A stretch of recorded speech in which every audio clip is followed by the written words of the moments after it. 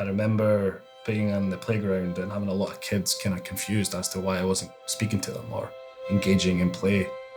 And on the outside, it might seem like I was shy or being rude, but in reality, it's because I couldn't actually talk to them. I had what was called speech difficulties and language challenges to my language. And what that really means is that I couldn't describe what was happening in the room. I couldn't say, John is sitting at a desk, Irene is in front of a table. I couldn't do any of that. But what that did, I think, was, when you find yourself in that position and you can't interact with the world outside of you, you go inward, you go into your mind. What it did for me was I started to build this crazy imagination where I can create these worlds and characters and textures and stuff and kind of live them. And what I realized now, way back then, was that skill in itself was going to serve me to become the filmmaker that I am today.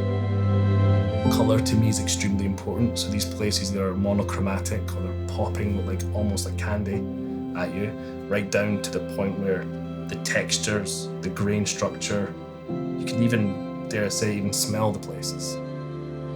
And to be honest with you, I'm really grateful for that traumatizing childhood. I think what's kind of crazy about the ProArt PA32UCX is all the tech that comes packed with. You see, it empowers indie filmmakers like myself with the tools to operate at a top level.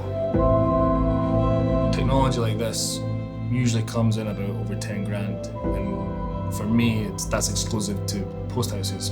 It's genuinely a pipe dream for me to afford something like this. But to be able to have a full 10-bit color accurate HDR monitor in the comfort of my own home, it's quite a liberating thing.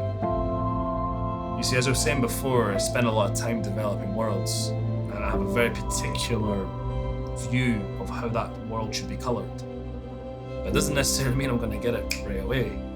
Because I'm an independent filmmaker, I don't really have the resources to spend weeks in a post house, although I would love to. I end up finding I have a very short window of time to do that. But having something like this in my own home, what I found myself doing is bringing the project back here and stagnating the post house process. That allows me to sit here, open up Resolve at any time or when inspiration strikes, and play around with the project and try things out. And what that's done for me in my process is allowed me to add that extra layer of perfectionism where I couldn't have it. And I think something like that can't be understated. One of the most recent projects I've completed was a music video commissioned by artist India Rose. During the consultation period, I knew immediately that this world had to pop. It had to feel like you were on a high. With that particular design, we kind of went for a much more really bright reds and greens. And that really blossomed on a screen that has 1,000 nits and in HDR. Just being able to see those colours and that level of accuracy was pretty awesome. What's quite interesting about this particular project is that we didn't have enough money to hire a colour grader or a post house.